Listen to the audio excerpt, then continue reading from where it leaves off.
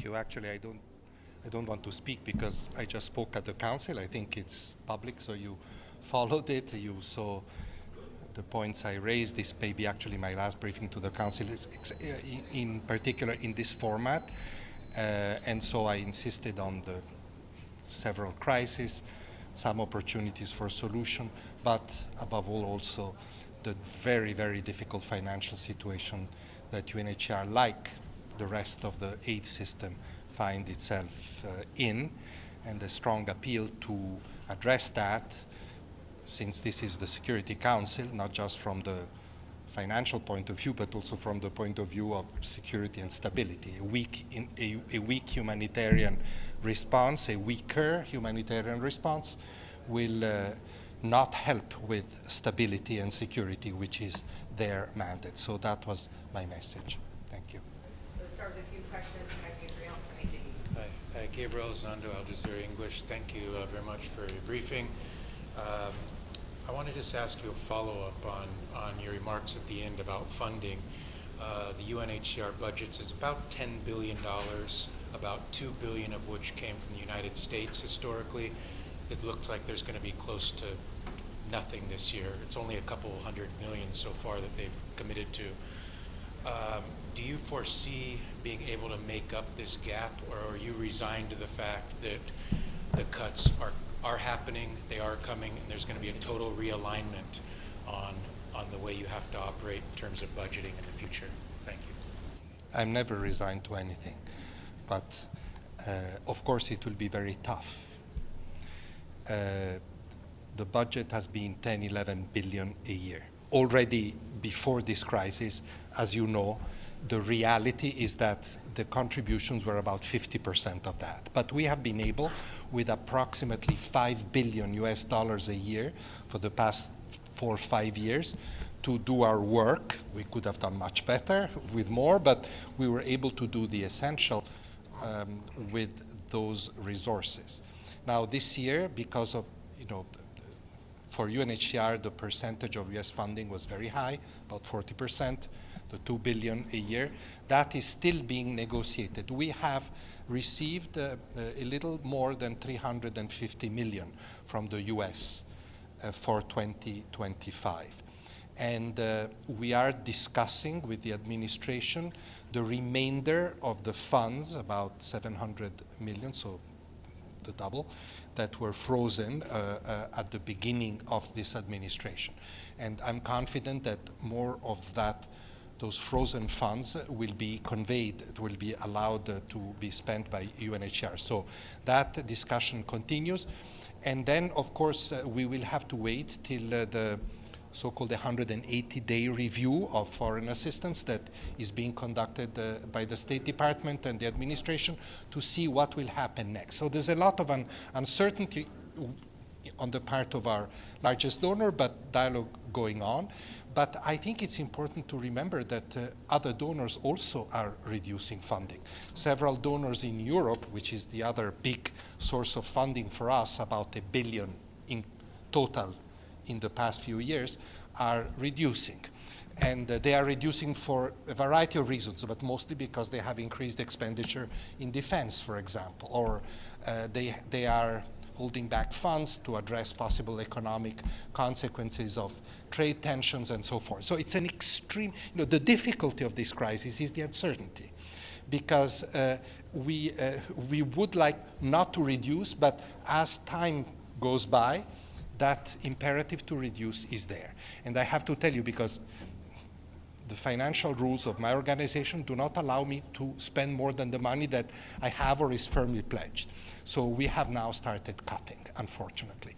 I fear, and I said this to the Council in my final remarks, that we may be cutting up to 1/3 of the capacity of our organization. This is pretty dramatic. It will mean, I don't have yet, because we're still working on that, I cannot tell you the number of positions, but we will have less staff capacity. We will have less offices because we will have to close in many countries and maybe operate from one country covering a number of other countries. This is not good because UNHCR's presence is important for protection reasons, for discussing with governments, for contributing to legislative debates, and of course for humanitarian operations. So I'm very worried. And one last point on this, and thank you for asking me this question, I can elaborate. I'm very worried because this is not just UNHCR. It's the whole system. So even our partners that are so important for us, the World Food Program, IOM, UNICEF, they are all being, many NGOs, the Red Cross movement, we're all under pressure, and we cannot say, okay, as we did in the past, we have to retrench here, please help us in this particular area, and this is difficult because we are all retrenching. I have to say that, to conclude, sorry to speak a lot, but the initiative led by the Emergency Relief Coordinator, by Tom Fletcher, under the umbrella of the Interagency Standing Committee. This is really the humanitarian system. And of course, the initiative led by the Secretary General, UN80, are important fora within which we'll try to maximize the synergies and try to address this crisis. It's going to be difficult. Meanwhile, we cannot wait for this initiative to give result because otherwise we would overspend, so we have to reduce. Like I said, I don't want to hear any more people telling me do more with less. This is absurd. You will do less with less. We will try to do it in the best possible way, the most rational way, maximizing efficiencies, becoming as if even more efficient, but it's going to be it's going to have an impact on millions of people that will receive less food, less cash, less water, and that will benefit less from a protecting presence as UNHCR has in many places. Sorry, I gave you a very long reply. Just a quick follow-up. Michelle Nichols from Reuters. On that note, has any other countries signalled that they might try and fill the gap? Are you looking to any particular countries who you think could step up and help with some more money? If you take the uncertainty surrounding US funding and the cuts announced by a number of other donors, I think it will be very difficult to make up for either uncertainty or decline. I can tell you, no problem, also some mentioned here, that a number of countries, for example, Canada, has decided to increase from last year its contribution by a certain percentage.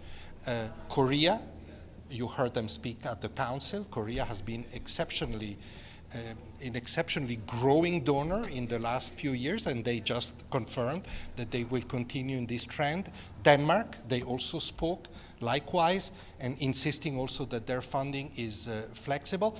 And a few other countries, especially the Nordics, Sweden, Norway, have remained, at least they will remain stable. But even if you add up all these additional or same levels of funding, it will be difficult to compensate some of the decline that we might, I say might because we don't know, but we might face going forward. TRT World, you mentioned about a 30% cut in your budget before. I want to get a little clarity on that. If you're thinking of a 30% cut, how does that compare to how much more you're being asked to do this year than last year in terms of your job? Well, I think these are always difficult calculations, but if you take, and this was mentioned also by, in fact, the French presidency, 10 years ago there were 60 million refugees and displaced. Today there are 120. It has doubled, but the resources that we received have not doubled. And if this figure continues to grow, like it has unfortunately grown in the last few years, think of Ethiopia, Afghanistan, Ukraine, Sudan, and then other crises. Each crisis adds needs, but the overall volume doesn't increase at best, and now decreases. So certainly there are two opposing trends there that are extremely worrying. And I have to say something, sorry, to use your question to add, because I said it and I want to say it again. From the refugee point of view, from the point of view of my organization, doing less forced to be done less in places like Chad, for example, where I was just 2 weeks ago, a few weeks ago, means that people that are arriving from Sudan and continue to arrive, I can assure you, I saw them streaming in, they will get less immediate assistance. They will wait for a bit to see if this assistance comes. If it doesn't, they will move on. So European countries that are always so worried about the movement of people to their shores through the Mediterranean, they should look at it also from this perspective. If you don't assist people next to the conflict, where most of them stop because they want to go back eventually, these people will move on. So there is a correlation between this.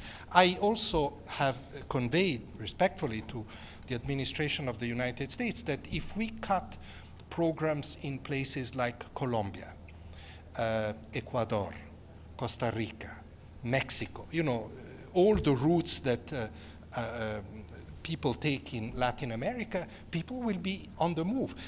The programs that we have done in the last few years, generously funded by the US, in Colombia, for example, through temporary protection regime, have been very stabilizing. You can say, yeah, people have continued to move, but if we hadn't had those programs, I'm sure more people would have moved. So, there is a correlation also between this, which I want to alert the international community about.